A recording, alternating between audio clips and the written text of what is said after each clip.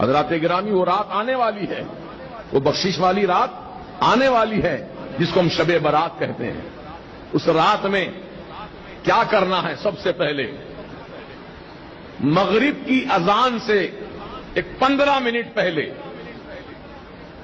جیسے کہ 40-42 پر اذان ہو رہی ہے، تو آپ 5:25 پر بیٹھ جائیے ہاتھ میں تسبیح لے کر، اور 100 مرتبہ درود پاک پڑھیے، اور 40 مرتبہ لا حول ولا قوت الا باللہ العلی العظیم پڑھیے۔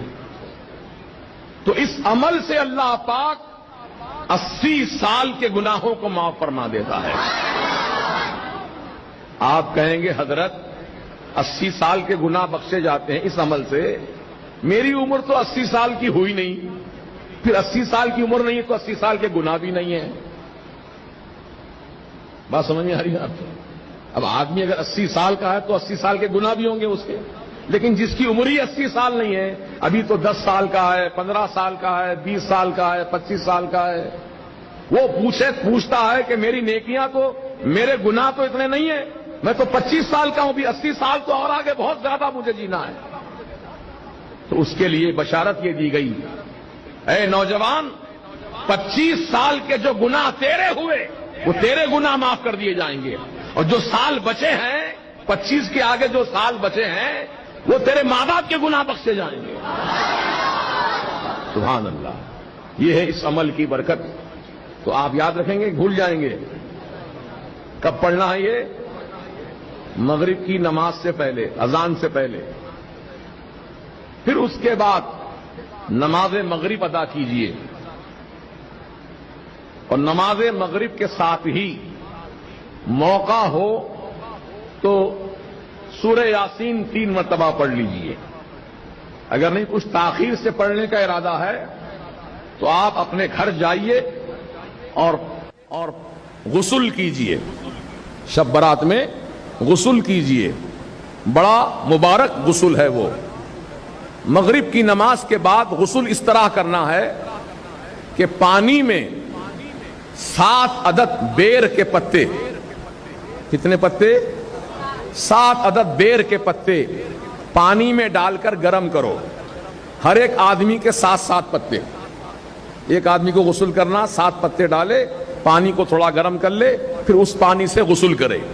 تو اس کا فائدہ یہ ہے کہ اللہ تعالیٰ سال بھر تک اس کو جادو ٹونے سے محفوظ رکھے گا، جادو نہیں ہوگا اس پر۔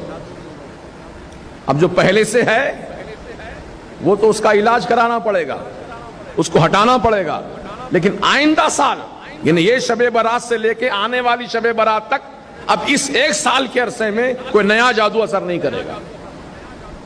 یہ اس کا فائدہ ہے۔ اب لوگ ڈرتے ہیں یار بیر کے پتے نہانے سے، کیونکہ اکثر جو ہے جو انتقال کر جاتے ہیں ان کے لیے جو غسل کا پانی گرم کیا جاتا ہے اس میں بیر کے پتے ڈالے جاتے ہیں، ہے نا؟ تو لوگ ڈرتے ہیں ابھی تو زندہ ہیں، ابھی ہم بیر کے پتے ڈال کے نہانے سے کہ مردہ تو نہیں ہو جائیں گے؟ استغفر اللہ، بدگمانی چھوڑو، اس کے فائدے پہ نظر رکھو۔